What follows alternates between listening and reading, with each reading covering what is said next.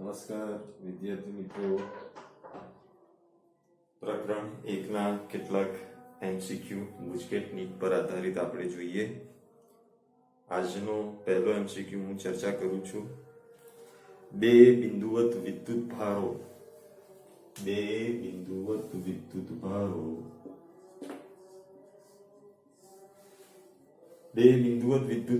4q અને -q વચ્ચેનું અંતર r છે. એટલે આપણને બે વિદ્યુત ભાર આપ્યા છે, એક 4q છે અને એક -q છે. વચ્ચેનું અંતર r છે. તે બે વિદ્યુત ભારો વચ્ચેનું અંતર r છે. આ બંને વિદ્યુત ભારોની બરાબર વચ્ચે એક ત્રીજો વિદ્યુત ભાર કેપિટલ Q મૂકવામાં આવે છે. બરાબર વચ્ચે કેપિટલ Q, એનો અર્થ એ થયો કે -q અને કેપિટલ Q વચ્ચેનું અંતર પણ r/2, 4q અને આના વચ્ચેનું અંતર પણ r/2 મૂકવામાં આવે. જો વિદ્યુત ભાર પર -q વિદ્યુત ભાર પર લાગતું પરિણામી બળ 0 હોય તો q શોધો. તો હવે -q પર લાગતું પરિણામી બળ 0 હોય તો q શોધો. તો હવે -q પર લાગતું પરિણામી બળ, તો -q પર બે જણા બળ લગાવશે. એક r/2 અંતરે રહેલો કેપિટલ Q વિદ્યુત ભાર બળ લગાવશે અને બીજો 4q જે એનાથી r જેટલા અંતરે છે. તો પરિણામી બળ આપણું 0 છે. એટલે પરિણામી બળ વેક્ટર F બરાબર, ચલો હવે આનું આ અંતર લઈને આપણે કરીએ તો શું લખાય? 4q q upon r² plus હવે આ વિદ્યુત ભારના લીધે એટલે kq q upon r/2 whole square અને આ પરિણામી બળ 0 છે. હવે આપણે સાદુરૂપ આપીશું. સાદુરૂપ આપીએ તો આમાંથી કોમન શું નીકળશે? kq, આ છેદનો છેદ અંશમાં જતો રહેશે એટલે 4 થઈ જશે. એટલે કોમન આપણને મળશે 4kq. કોમન શું મળશે આપણને? સાદુરૂપ આપી દઈએ તો k q - q upon r². આ રીતે બે નો વર્ગ છેદનો છેદ અંશમાં જશે એટલે 4k q - q upon r² બરાબર શું છે? 0 છે. ચલો હવે બંનેમાંથી કોમન 4kq upon r². તો અહીંયા શું રહેશે? -q plus -q. ઓકે, બરાબર શું થશે? 0. હવે આને આ બાજુ લઈ જાઓ એટલે 0 થઈ જશે. માટે q બરાબર શું આવશે? આ -q ને આ બાજુ લઈ જાઓ માટે q બરાબર શું આવશે? -q. તો આપણો ઓપ્શન કયો સાચો છે? તો આપણને આપેલા ઓપ્શનમાં ઓપ્શન A સાચો છે. ઓપ્શન A સાચો છે. ચલો ત્યારબાદ a ત્રિજ્યાવાળા વર્તુળના પરિઘ પર રેખીય વિદ્યુતભાર ઘનતા λ બરાબર λ0 cos θ છે. જો તેના પરનો કુલ વિદ્યુતભાર, તો તેના પરનો કુલ વિદ્યુતભાર ખાલી જગ્યા હશે. તેના પરનો કુલ વિદ્યુતભાર ખાલી જગ્યા હશે. ચાલો જોઈએ.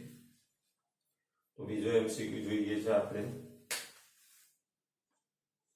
તો આપણને a ત્રિજ્યાનું એક વર્તુળ આપ્યું છે. આ વર્તુળનું કેન્દ્ર છે. આ વર્તુળનો ચાપ રેખીય વિદ્યુતભાર ઘનતા λ બરાબર λ0 cos θ આપી છે. તમને ટેસ્ટમાં પૂછ્યો તો એમાં λ0 cos સ્ક્વેર θ હતા. આમાં કોણ છે? cos θ છે. એટલે ખાસ ધ્યાન રાખે. ઓકે, ચલો હવે અહીંયા અતરાતો ખૂણો dθ છે. હવે આપણે જાણીએ છીએ કે રેખીય વિદ્યુતભાર ઘનતા બરાબર એકમ લંબાઈ દીઠ રહેલો વિદ્યુતભાર. રેખીય ઘનતા બરાબર એકમ લંબાઈ દીઠ રહેલો વિદ્યુતભાર. તો અહીંયા લંબાઈ કેટલી આવશે? તો ખૂણો બરાબર ચાપ એ તમારી લંબાઈ છે ભાગ્યા ત્રિજ્યા. તો લંબાઈ આપણને કેટલી મળશે? ચાપની લંબાઈ આપણને મળશે AD થીટા. શું મળશે? AD theta. એકમ લંબાઈ કેટલો? એકમ લંબાઈ દીઠ વિદ્યુતભાર કેટલો છે? લેમ્બડા. માટે AD થીટામાં કેટલો? AD થીટામાં વિદ્યુતભાર કેટલો થશે? ઓકે, AD થીટામાં કેટલો? તો AD થીટા લેમ્બડા થઈ જશે. તો આ વિદ્યુતભારનું મૂલ્ય મળી ગયું આપણને. શું મળ્યું? વિદ્યુતભારનું મૂલ્ય. હવે જો આપણે એનું સંકલન કરી નાખીએ તો આખા રિંગ પરનું વિદ્યુતભાર આપણે મેળવી શકીએ. તેથી કુલ વિદ્યુતભાર Q બરાબર ઇન્ટિગ્રેશન 0 થી 2 પાઈ dq ઇન્ટુ લેમ્બડા. હવે dq ની વેલ્યુ કેટલી લઈએ? લેમ્બડાની વેલ્યુ આપણે જાણીએ છીએ, લેમ્બડા 0 એ cos થીટા છે. એટલે હવે આપણે મૂકીશું 0 થી 2 પાઈ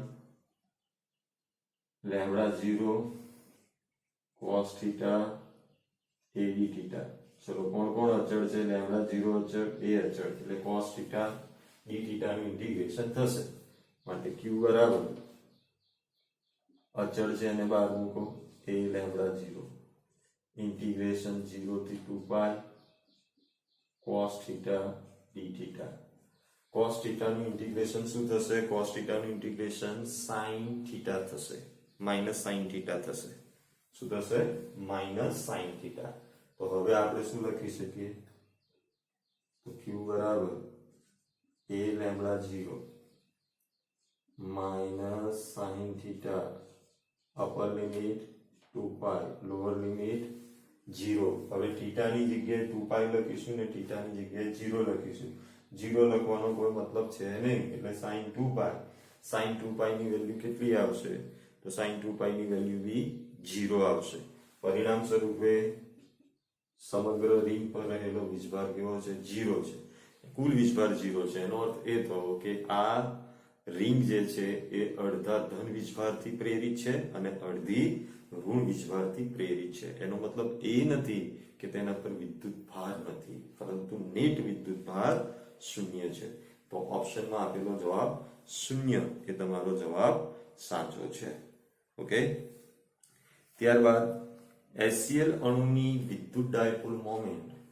HCl અણુની વિદ્યુત ડાયપોલ મોમેન્ટ 3.4 ગુણ્યા 10⁻³ સેમી છે. આ અણુના બંને પરમાણુ પર સમાન મૂલ્યના વિજાતીય વિદ્યુતભારો છે તેમ કલ્પીએ તો આ વિદ્યુતભારનું મૂલ્ય ખાલી જગ્યા હશે. આ બે પરમાણુ વચ્ચેનું અંતર 1 એંગસ્ટ્રોમ છે. તો અહીંયા MCQ નંબર 3 ની અંદર કે ભાઈ આપણે શું જાણીએ છીએ કે HCl અણુમાં H+ હોય અને Cl- હોય. બંને પર વીજભાર સમાન છે અને વિજાતીય છે. વીજભારના મૂલ્ય સમાન છે અને વિજાતીય છે, તો આ એક ડાયપોલ કહેવાય. અને આ બે ડાયપોલો વચ્ચેનું અંતર આપણને આપી દીધું છે, બે વીજભારો વચ્ચેનું અંતર 1 એંગસ્ટ્રોમ. આ 1 એંગસ્ટ્રોમ કોના બરાબર થશે? 2a બરાબર થશે. હવે ડાયપોલ મોમેન્ટનું સૂત્ર છે P = Q × 2a. હવે આપણને વિદ્યુતભારનું મૂલ્ય વિદ્યુત ડાયપોલ મોમેન્ટ આપણને આપી દીધી છે 3.4 × 10⁻³ કુલમ મીટર. ઓકે, અને આપણને પૂછી ગયો છે કે આ બે પરમાણુ પર વિદ્યુતભાર, વિજાતીય વિદ્યુતભારોના મૂલ્ય કેટલા હશે. તો હવે Q ને સૂત્રનો કરતા બનાવીએ તો Q બરાબર P/2a. P કેટલો આપ્યો છે? P આપ્યો છે 3.4 ગુણ્યા 10⁻³ કુલમ મીટર. સેન્ટીમીટર નો એમ. ચલો તેમના વચ્ચેનું અંતર 1 એંગસ્ટ્રોમ છે. આ 1 એંગસ્ટ્રોમ પાછા બે વડે ગુણતા ના, કારણ કે 2a એ જ કુલ અંતર છે. 1 એંગસ્ટ્રોમ એને મીટરમાં લાવીએ એટલે 10⁻10. હવે સાદુરૂપ આપી દઈએ તો સાદુરૂપ આપતા આપણને શું મળશે? તો આ -10 ઉપર જશે તો પ્લસ થઈ જશે, એટલે 3.4 ગુણ્યા 10⁻20 કુલમ. તો H+ અને Cl- પરના વીજભારનું મૂલ્ય કેટલું મળ્યું આપણને? 3.4 ગુણ્યા 10⁻20 કુલમ. ઓકે, હવે આપણે MCQ નંબર 4 જોઈ લઈએ.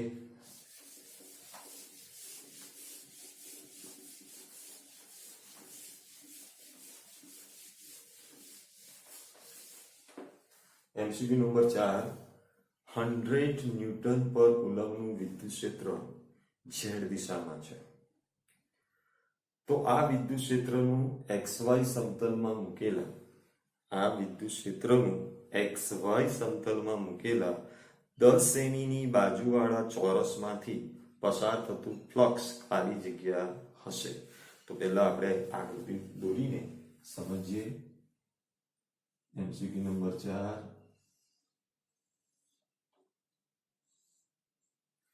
તો અહીંયા x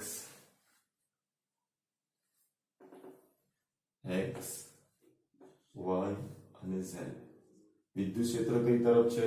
તો હમણાં મેં તમને કીધું કે વિદ્યુત ક્ષેત્ર z અક્ષની દિશામાં છે. એટલે હવે આપણે અહીંયા વિદ્યુત ક્ષેત્ર કઈ તરફ બતાવીશું? z અક્ષ તરફ. વિદ્યુત ક્ષેત્ર E z અક્ષ તરફ. ઓકે, ચાલો હવે XY સમતલમાં, એટલે XY સમતલ આ થયું, આ XY સમતલની અંદર 10 સેમી બાજુવાળો આપણે એક પૃષ્ઠ મૂક્યો છે. હવે એનો ક્ષેત્ર સદિશ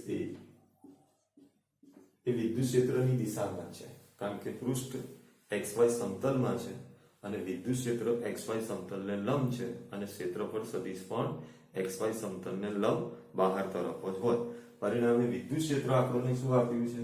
વેક્ટર E બરાબર 100 k કેરેટ ન્યૂટન પર કુલમ. આ k કેરેટ શા માટે લખ્યો? કારણ કે વિદ્યુત ક્ષેત્ર z અક્ષની દિશામાં છે અને 100 એનું મૂલ્ય છે, એટલે આપણે આવું લખી શકીએ. ક્ષેત્રફળ સદિશ કેટલો થશે? તો ચોરસ છે ને ચોરસની બાજુની લંબાઈનો વર્ગ થાય, અને લંબાઈનો વર્ગ એટલે શું? 10 નો વર્ગ. 10 નો વર્ગ આપણને કેટલો આપ્યો છે? 100. એટલે હવે આપણે કરીશું 100 k સેન્ટીમીટર સ્ક્વેર. હવે આને જો મીટરમાં કન્વર્ટ કરીએ તો 100 × 10⁻⁴ k મીટર સ્ક્વેર. હવે આને સાદુરૂપ આપીએ તો 10⁻² k caret metre square. Okay, આ વેક્ટર A મળી ગયો. હવે એની સાથે સંકળાયેલ ફ્લક્સ, તો ફ્લક્સ ગણવા માટે આપણે જાણીએ છીએ કે phi બરાબર વેક્ટર E.A. ચલો E ની કિંમત કેટલી છે? તો E ની કિંમત છે 100 k caret dot 10⁻² k caret. હવે k caret dot k caret 1 થાય અને 100 × 10⁻² પણ 1 થાય, એટલે આપણને ફ્લક્સ કેટલું મળશે? 1 ન્યૂટન મીટર સ્ક્વેર પર કુલમ. ન્યૂટન મીટર સ્ક્વેર પર કુલમ. ઓકે, ખ્યાલ આવ્યો હશે હવે? ચાલો હવે કોઈ પણ પાંચમો MCQ, કોઈ પણ બંધ પૃષ્ઠ વડે ઘેરાતો વિદ્યુત ભાર 10 માઇક્રોકુલમ, તે પૃષ્ઠ સાથે સંકળાયેલું કુલ ફ્લક્સ phi છે. એક બંધ ગાળો છે જેને આપણે ગૌસિયન પૃષ્ઠ કહીએ છીએ, એમાં 10 માઇક્રોકુલમ હોય ત્યારે તેની સાથે સંકળાયેલું વિદ્યુત ફ્લક્સ phi છે. હવે આ જ પૃષ્ઠની અંદર બીજો 10⁻⁻10 માઇક્રોકુલમ વિદ્યુત ભાર દાખલ કરવામાં આવે તો આ પૃષ્ઠ સાથે સંકળાયેલ ફ્લક્સ ખાલી જગ્યા થશે. તો MCQ નંબર 5 ની અંદર આપણે જોયું કે ભાઈ એક બંધ ગાળો છે ને એમાં 10 માઇક્રોકુલમ વિદ્યુત ભાર છે. તે વખતે ફ્લક્સ કેટલું હતું? 5. હવે આપણે બીજી વાર શું કરીએ છીએ? એમાં -10 માઇક્રોકુલમ વિદ્યુત ભાર દાખલ કરીએ છીએ, તો ફ્લક્સ કેટલું હશે? તો સીધી વાત છે કે ભાઈ ફ્લક્સ phi બરાબર sum(q)/ε0, નવું ફ્લક્સ. તો હવે પહેલા કેટલું હતું? 10 - 10/ε0 બરાબર 0/ε0 બરાબર શું આવશે? 0. તો અહીંયા કુલ વિદ્યુત ભાર શૂન્ય થાય છે, પરિણામ સ્વરૂપે તેનું ફ્લક્સ 0 આવે છે. કારણ કે આપણે 10 માઇક્રોકુલમ હતો ત્યારે phi હતો, પછી આપણે એની અંદર કેટલો? -10 માઇક્રોકુલમ વિદ્યુત ભાર દાખલ કર્યો, તો પરિણામ વિદ્યુત ભાર આપણને શું મળ્યું? પરિણામ વિદ્યુત ફ્લક્સ, પરિણામી વિદ્યુત ભાર શૂન્ય થઈ ગયું અને પરિણામે આપણને ફ્લક્સ 0 મળે છે ગાઉસના નિયમ અનુસાર. ઓકે, હવે પછીના MCQ ની આપણે આગળ ચર્ચા કરીએ. MCQ નંબર 6 તરફ હવે આપણે આગળ વધીએ. તો હું રકમ વાંચું છું. કોઈ એક ગોળાના કેન્દ્ર પર કોઈ એક ગોળાના કેન્દ્ર પર એક વિદ્યુત ડાયપોલ મૂકવામાં આવે કોઈ એક ગોળાના કેન્દ્ર પર વિદ્યુત ડાયપોલ મૂકવામાં આવે તો ગોળાના પૃષ્ઠ સાથે સંકળાતું વિદ્યુત ફ્લક્સ ખાલી જગ્યા હોય તો હવે આપણે જાણીએ છીએ કે ગોળા સાથે સંકળાયેલું ફ્લક્સ phi બરાબર sum of q upon epsilon naught પરંતુ આપણે જાણીએ છીએ કે વિદ્યુત ડાયપોલમાં બે વિજાતીય વિદ્યુત ભાર હોય એક પ્લસ હોય ને એક માઈનસ હોય એનું મૂલ્ય સમાન હોય તો સમ ઓફ q શું થઈ જાય 0 થઈ જાય માટે 0 upon એપ્સિલોન નોટ કરીએ તો phi શું મળે 0 એટલે કે આવા બંધ પૃષ્ઠની અંદર આપણે એક નહીં પણ અનેક ડાયપોલો મૂકી દઈએ તેમ છતાં તે બંધ સપાટીમાંથી બહાર આવતું વિદ્યુત ફ્લક્સ હંમેશા શૂન્ય જ હશે કેમ કારણ કે વિદ્યુત ડાયપોલ પરનો કુલ વિદ્યુત ભાર હંમેશા 0 હોય તો ગાઉસના પ્રમેય અનુસાર phi બરાબર q upon એપ્સિલોન નોટ ના કારણે તેમાંથી બહાર આવતું ફ્લક્સ ઓલવેઝ 0 મળશે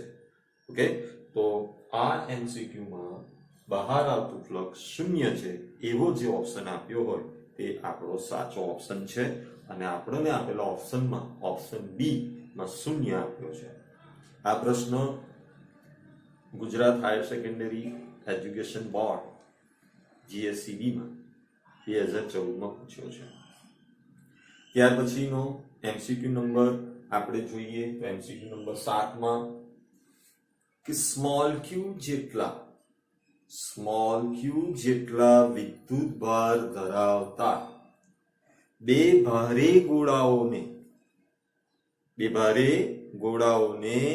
1 મીટર લંબાઈની દોરી વડે તો બે ભારે ગોળાઓને 1 મીટર દોરીની લંબાઈ વડે અને એમના પર વિદ્યુત ભાર કેટલા છે એમના પર વિદ્યુત ભારો q અને q એટલે કે સજાતીય વિદ્યુત ભારો છે એક જ આધાર બિંદુ પરથી ગુરુત્વ મુક્ત અવકાશમાં લટકાવેલા છે આ બે ગોળાઓ વચ્ચેનું અંતર ખાલી જગ્યા મીટર થાય તો હવે અહીંયા આગળ એક બહુ સરસ મજાની વાત કરી છે કે બે ગોળાઓ પર વિદ્યુત ભાર q અને q છે એનો મતલબ એ થયો કે બંને ગોળા પર સજાતીય વિદ્યુત ભારો છે સમાન મૂલ્યના છે તો એમની વચ્ચે અપાકર્ષણ થશે અને અપાકર્ષણ એટલી મહત્તમ હદ સુધી થશે કે તે લોકો એકબીજાથી મેક્સિમમ દૂર રહી શકે એટલે કે બંને વચ્ચેનો ખૂણો 180 ડિગ્રી થાય ત્યાં સુધી એમ નહીં થાય કે પાછળ જઈને ભેગા થશે એવું શક્ય નથી તો આ લોકો આ રીતે ગોઠવાશે તો આ તરફ કેન્દ્રથી અહીં સુધીનું અંતર 1 મીટર છે આ બાજુનું 1 મીટર તો 1 + 1 = 2 મીટર તો આમાં ઓપ્શન આવશે કે તે બે ગોળાઓ વચ્ચેનું અંતર 2 મીટર થશે ઓકે તો અહીંયા સજાતીય વિદ્યુત ભારો વચ્ચે અપાકર્ષણ થાય છે એ બાબતનો ઉપયોગ કરી આપણને એક MCQ બનાવીને આપ્યો છે હવે આપણે MCQ નંબર 8 તરફ આગળ વધીએ એક બિંદુવત વિદ્યુત ભાર q આ બિંદુવત વિદ્યુત ભાર q છે જે બિંદુ P પાસે મૂક્યો છે એક બિંદુવત વિદ્યુત ભાર q જે બિંદુ P પાસે મૂક્યો છે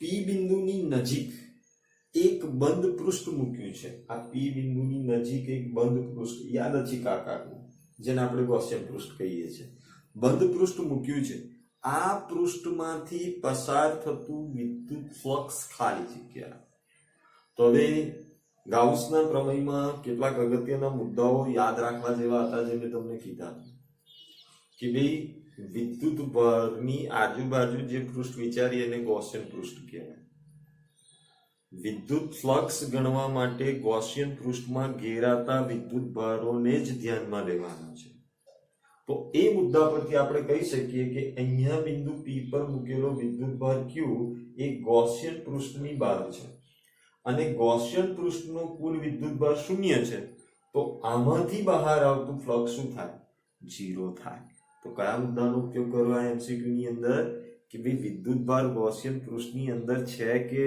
કેમ, અને જે સમ ઓફ ક્યુ છે એટલે કે જે વિદ્યુતભારોનો આપણે બેઝિક સરવાળો કરીએ છીએ એ માત્ર ને માત્ર ગૌસિયન પૃષ્ઠની અંદર હોવા જોઈએ. ગૌસિયન પૃષ્ઠની બહાર હોય એને ધ્યાનમાં લેવાનું નથી. પરિણામ સ્વરૂપે આમાં મળતું વિદ્યુત ફ્લક્સ 0 મળશે. ઓકે, તો તમે જુઓ કે થિયરીના મુદ્દાઓ જો આપણે બહુ સારી રીતે સમજ્યા હોય તો આપણે નીટ ગુજકેટની અંદર પૂછાતા એમસીક્યુને ઇઝીલી ક્રેક કરી શકીએ છીએ, ઇઝીલી આપણે એનો આન્સર આપી શકીએ છીએ, પરંતુ થોડી સચેતતા રાખવી પડે. હવે પછીનો એમસીક્યુ આપણે જોઈએ, એમસીક્યુ નંબર 9. એન બાજુવાળા એક નિયમિત બહુકોણ, અહીંયા મેં ષષ્ઠકોણનું ઉદાહરણ લીધું છે, એવા એન બાજુવાળા બહુકોણની વાત થઈ રહી છે. એક નિયમિત બહુકોણ n-1 શિરોબિંદુ પર, એટલે કે કુલ શિરોબિંદુ n છે એમાંથી n-1 પર આપણી પાસે અહીંયા શિરોબિંદુ કેટલા છે? 1 2 3 4 ષટકોણમાં 6, એમાંના ફક્ત 5 પર ગોઠવ્યો છે અને એક પર નથી ગોઠવ્યો. તમે જુઓ તો a પર q ગોઠવ્યો છે, b પર q ગોઠવ્યો છે, c પર q, d પર q, e પર q, પણ f પર નથી ગોઠવ્યો. એટલે એકને છોડીને બાકીના બધા શિરોબિંદુ પર સમાન વિદ્યુતભાર હોય એવું કહે છે. બહુકોણના કેન્દ્રથી દરેક શિરોબિંદુનું અંતર r છે. એટલે આ કેન્દ્ર અને આ જે અંતર છે એ કેટલું છે?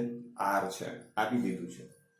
તો કેન્દ્ર પર વિદ્યુત ક્ષેત્ર ખાલી જગ્યા હોય તો ખરેખર એક નિયમ જ છે કે ભાઈ n બાજુવાળા એક નિયમિત બહુકોણના n-1 શિરોબિંદુ પર દરેક પર q જેટલો વિદ્યુતભાર મૂકેલો હોય તો બહુકોણના કેન્દ્રથી દરેક શિરોબિંદુનું અંતર r છે, તો કેન્દ્ર પર વિદ્યુત ક્ષેત્ર કેટલું?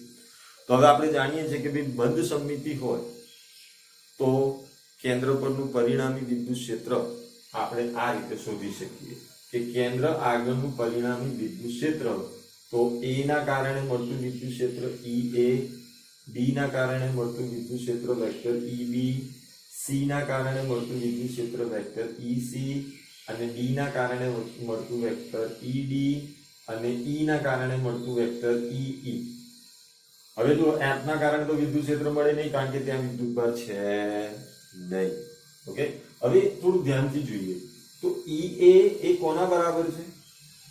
ED બરાબર છે. બંને સરખા મૂલ્યના છે અને પરસ્પર વિરુદ્ધ છે. એટલે EA બરાબર આપણે ED ની જગ્યાએ માઈનસ EA લખી શકીએ. એવી રીતે EB ની વિરોધી કોણ છે? EE છે. તેવી રીતે EC નો વિરોધી F થાય ને, પણ એ છે ને. તો અહીંયા તમે જુઓ કે EA અને ED એકબીજાની અસરને નાબૂદ કરે, EB અને EE એકબીજાની અસરને નાબૂદ કરશે. એટલે અહીંયા હવે આપણે લખી શકીએ કે EA plus minus EA, P ની જગ્યાએ માઇનસ EA લખાય. એવી રીતે EB ની જગ્યાએ આપણે શું લખી શકીએ છીએ? માઇનસ EB લખી શકીએ EE ની જગ્યાએ. હવે આ બધાનો સરવાળો કરો તો આ બધા કેન્સલ થશે એટલે એકલો EC રહેશે. માટે વેક્ટર E બરાબર પરિણામી વિદ્યુત ક્ષેત્ર વેક્ટર E બરાબર EC, અને EC એ બિંદુવત વિદ્યુતભારનું વિદ્યુત ક્ષેત્ર છે, અને બિંદુવત વિદ્યુતભારનું વિદ્યુત ક્ષેત્ર kq/r² છે, અને એની દિશા કેન્દ્ર તરફ હશે. ઓકે, તો આ તો આપણો એમસીક્યુ નંબર 9.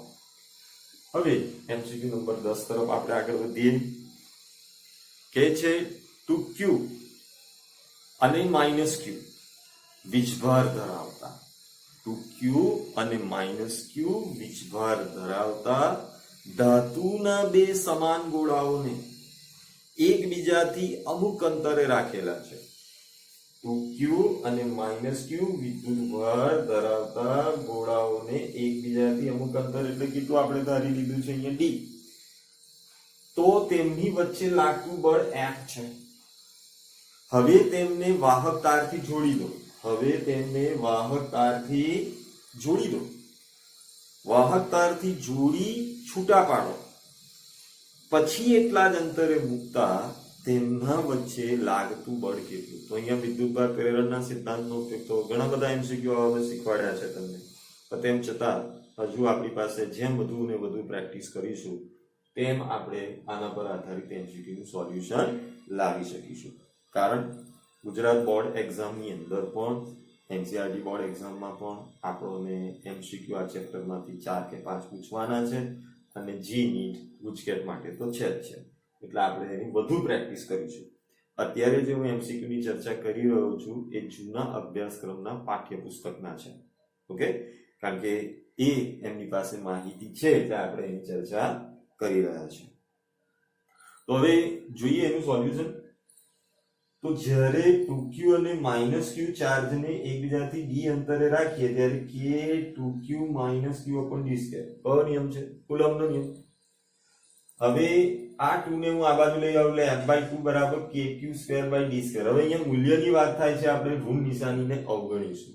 અહીંયા ઋણ નિશાનીને ઋણ ચિહ્નને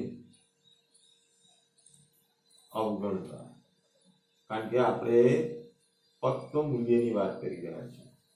હવે સંપર્કમાં લાવ્યા તો સંપર્કમાં લાવીએ એટલે વિદ્યુતભાર પ્રેરણ થશે. તો વિદ્યુતભાર પ્રેરણમાં આપણે શું જાણીએ છીએ કે 2q - q/2 બરાબર શું આવશે? q/2. એટલે કે દરેક ગોળા પર પ્રેરણ બાદ કેટલો વિદ્યુતભાર રહેશે? પ્રેરણ બાદ છૂટા પાડીએ અંતર d જ રાખવાનું છે, તો વિદ્યુતભાર કેટલો રહેશે? q1' બરાબર q2' બરાબર q/2. જો અહીંયા પ્લસ q હોત તો 3q/2 આવે, પણ આપણને શું આપ્યો છે? -q. કે 2q માંથી q ગયો તો q રહ્યો ભાગ્યા 2 એટલે q/2. હવે f' બરાબર k q1' q2' upon d². કુલમ્બના નિયમ અનુસાર હવે q1' અને q2' ની કિંમત q/2 છે એટલે q/2 મૂકી દીધા એટલે kq²/4d² થશે. પણ kq²/d² બરાબર તો f/2 છે એટલે અહીંયા આની જગ્યાએ f/2 મૂકીએ તો f/2 એટલે 4 × 8, તો પરિણામી બળ કેટલું થઈ જશે? 8મા ભાગનું થઈ જશે. તો આવા વિદ્યુતભાર પ્રેરણ પર આધારિત આપણે એમસીક્યુ ઘણા જોઈ ગયા છીએ. ઓકે, હવે આપણે એમસીક્યુ નંબર 11 તરફ આગળ વધીએ. તો એમસીક્યુ નંબર 11 આપણને શું કહે છે?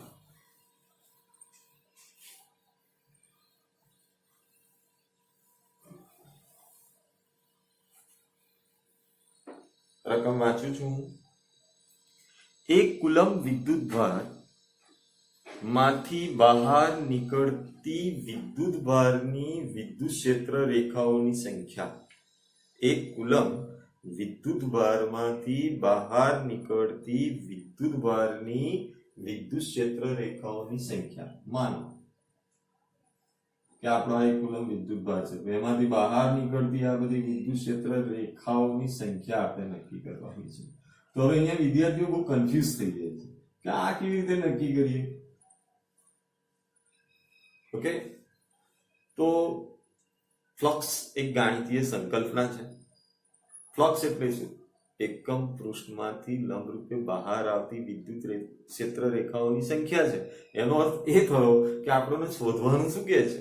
વિદ્યુત ક્ષેત્ર રેખાઓની સંખ્યા શોધો. એનો અર્થ જ એ થયો કે વિદ્યુત ફ્લક્સ શોધવાનો. વિદ્યુત ક્ષેત્ર રેખાઓની સંખ્યા શોધો એનો અર્થ જ એ થયો કે વિદ્યુત ફ્લક્સ શોધવાનું. તો હવે અહીંયા વિદ્યુત ફ્લક્સ આપણે ઈઝીલી હવે જાણીએ છીએ કે આમાં ત્રિપરિમાણીય હોય એટલે આની આજુબાજુ આવું બંધ પૃષ્ઠ આપણે વિચારી શકીએ. તો હવે એની અંદર એક કુલમ્બ વિદ્યુતભાર છે માટે phi બરાબર q upon epsilon naught. q કેટલો છે? 1 કુલમ્બ. epsilon naught જગ જાણીતો છે 8.85 × 10⁻12. હવે આનો ભાગાકાર કરી દો. પહેલો ભાગાકાર આપણે કરીશું એટલે 10⁻12 ઉપર જશે તો પ્લસ થઈ જશે 8.85 એટલે 10 × 10⁻11 ભાગ્યા 8.85 એટલે 10 ભાગ્યા 8.85 આપણે કરીશું એટલે આપણને મળશે 1.13 × 10⁻11. તો આટલી સંખ્યા એમાંથી બહાર આવશે.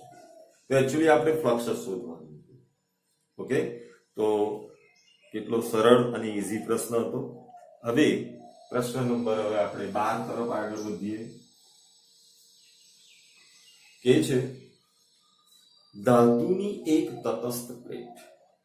તટસ્થ પ્લેટ એનો અર્થ એ થયો કે જેટલો પોઝિટિવ છે એટલો જ નેગેટિવ છે, એટલે કે નેટ ચાર્જ 0 છે. ધાતુની એક તટસ્થ પ્લેટમાંથી 10⁻19 ઇલેક્ટ્રોન દૂર કરવામાં આવે. હવે ઇલેક્ટ્રોન દૂર થાય તેનો અર્થ એ થયો કે ધાતુની પ્લેટ ધન વીજભારિત થશે. દૂર કરવામાં આવે તો પ્લેટ પરનો વિદ્યુત ભાર ખાલી થઈ જાય. હવે જો ઋણ વીજભાર આપ્યો હોય તો એ તો જવાબ શક્ય જ નથી, કારણ આપણે જાણીએ છીએ કે ધાતુઓ ઇલેક્ટ્રોન ગુમાવે અને ઇલેક્ટ્રોન ગુમાવે તે ધન વીજભારિત થાય. ઓકે, તો હવે આપણે એના પરનો વીજભાર શોધવો છે. તો વિદ્યુતભારના ક્વોન્ટમીકરણનો સિદ્ધાંત Q બરાબર Ne. હવે કેટલા ઇલેક્ટ્રોન એને ગુમાવ્યા? તો એને 10⁻19 ઇલેક્ટ્રોન ગુમાવ્યા છે. દૂર કરે છે એટલે ગુમાવે છે. ઇલેક્ટ્રોનનો વીજભાર કેટલો છે? 1.6 × 10⁻19 કુલમ. સોરી, પ્રાથમિક વિદ્યુતભાર. હવે 19 ત્યાં પ્લસ 19 એટલે કેટલો આવશે? 1.6 કુલમ. હવે ગુમાવે છે એટલે પ્લસ. જો મેળવતી હોય તો શું લખવું પડતું? -1.6. ઓકે, એટલે આપણને આપેલો ઓપ્શન 1.6 માઇનસ પણ આપ્યા છે અને 1.6 પ્લસ બી છે. તો લેવાના કયા? પ્લસ. કેમ? કે ધાતુ ઇલેક્ટ્રોન ગુમાવે છે અને જે ઇલેક્ટ્રોન ગુમાવે એ ધન વીજભારિત હોય. ઓકે, હવે આપણે એમસીક્યુ નંબર 13 જોઈશું.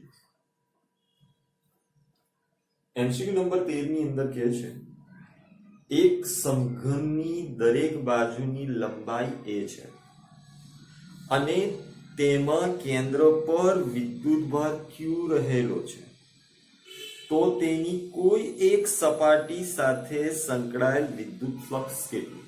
તમે સ્વાધ્યાયના દાખલાઓમાં તમને સમજાવી ગયો છે. એની એ જ વાત અહીંયા એમસીક્યુમાં પૂછી છે અને આ પ્રશ્ન AIMS 2001, CBSE PMT 2003 and GUJCET 2014. તો આ બધી પરીક્ષાઓમાં આ પ્રશ્ન પૂછેલો છે. બરાબર છે? આટલો સરળ પ્રશ્ન પણ વારંવાર પૂછ્યો છે. તો આ સમઘન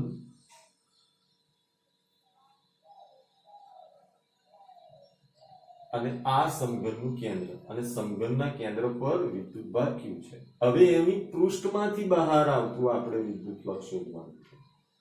જો સમઘનનું કુલ ફ્લક્સ કે તો phi બરાબર q/ε0.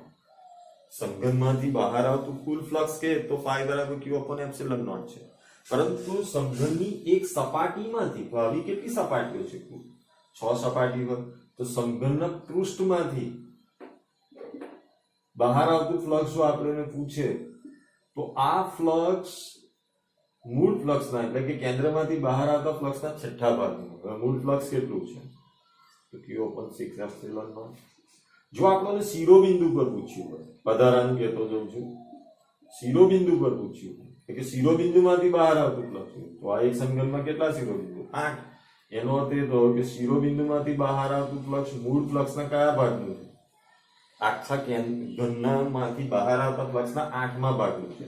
એટલે આના માટે આપણે શું લખી શકીએ? q/8ε0. માનો ધારમાંથી આવી ધાર, તો આવી ધારો કુલ કેટલી છે? તો ધારો 12 છે. એમાંથી બહાર આવતું ફ્લક્સ q/12ε0 થશે. ઓકે, તો આ ઘનને લઈને જેટલી બી વાતો હતી, તો ખરેખર તો આમ જોવા જાય તો આ એમસીક્યુ નંબર 13, પછી આ એમસીક્યુ નંબર 14 થઈ ગયો અને આ એમસીક્યુ નંબર 15 થઈ ગયો. ઓકે, આપણે એક જ એમસીક્યુ માંથી બીજા 3-4 એમસીક્યુ, 2-3 એમસીક્યુ બનાવી લીધા. ઓકે, હવે નેક્સ્ટ આપણે આગળ વધીએ. એમ દળના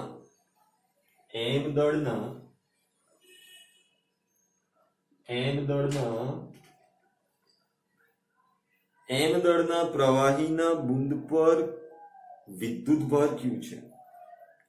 આ બુંદને સંતુલિત કરવા માટે વિદ્યુત ક્ષેત્ર E નું મૂલ્ય કેટલું હોવું જોઈએ? તો બુંદને સંતુલિત કરવા માટે તો અહીંયા બે પ્રકારના બળો થઈ ગયા. એક વજન બળ mg અને બીજું વિદ્યુત બળ qe. અને સંતુલિત કરીએ એટલે બંને બળો કેવા થઈ જાય? સરખા થઈ જાય. એટલે q બરાબર mg. માટે E બરાબર શું થાય? mg/q. ઓકે, હવે જો આપણને બુંદનું દળ આપી દે, બુંદ પરનો વીજભાર આપી દે, બુંદનો વીજભાર આપી દે અને વિદ્યુત ક્ષેત્ર શોધવાનું કે તો આપણે આ રીતે શોધી શકીએ. તો એક એમસીક્યુ બની શકે આના પરથી કે ભાઈ એનું દળ આટલું છે, એનું વિદ્યુત ક્ષેત્ર આટલું છે, એનું વિદ્યુતભાર આટલો છે. ઓકે, હવે આપણે એના પછીના નેક્સ્ટ એમસીક્યુમાં જઈએ. MCQ number 17. આકૃતિમાં દર્શાવેલા બંધ પૃષ્ઠ સાથે સંકળાયેલું વિદ્યુત ફ્લક્સ બરાબર ખાલી જગ્યા. તો અહીંયા જો એક આકૃતિ આપણને આપી છે +q -q +2q +q. બોલો, તો અહીંયા આપણે જોઈએ તો 2q અને આ +q જે છે, 2q અને +q જે છે એ ક્યાં છે? ગૌસિયન પૃષ્ઠની બહાર છે, તો આપણે એમને તો ધ્યાનમાં લેવાના જ નથી. તો હવે ગૌસિયન પૃષ્ઠમાં કોણ કોણ છે? તો ગૌસિયન પૃષ્ઠમાં +q છે અને -q છે. તો ગૌસિયન પૃષ્ઠનો વિદ્યુતભાર, કુલ વિદ્યુતભાર કેટલો? ગૌસિયન પૃષ્ઠની અંદરનો તો +q -q બરાબર શું થઈ જશે? 0. માટે phi બરાબર શું થશે? sum of q upon epsilon naught બરાબર શું આવશે? 0. તો આ આકૃતિમાંથી બહાર આવતું વિદ્યુત ફ્લક્સ શું છે?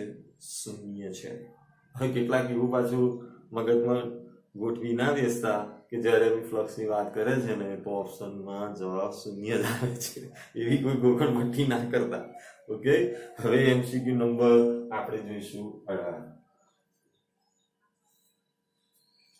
કે છે આકૃતિમાં દર્શાવ્યા મુજબ એક છેડેથી ખુલ્લા નળાકાર ના ખુલ્લા છેડે કેન્દ્ર પર q વિદ્યુતભાર મૂકેલો છે.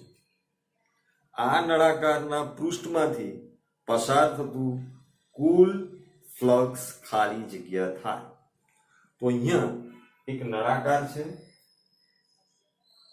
ને નળાકારના કેન્દ્ર પર ખુલ્લા છેડે આપણે q વિદ્યુતભાર મૂક્યો છે. એનો અર્થ એ થયો કે નળાકારનો બીજો અડધો ભાગ આ તરફ હોય, એટલે કે અહીંયા બાજુ પર છે અહીંયા, તો એનો અર્થ એ થયો કે અડધો આ તરફ વિદ્યુતભાર છે ને અડધો આ તરફ છે. પરિણામ સ્વરૂપે એમાંથી બહાર આવતું ફ્લક્સ કેટલું થશે? q/2 epsilon not.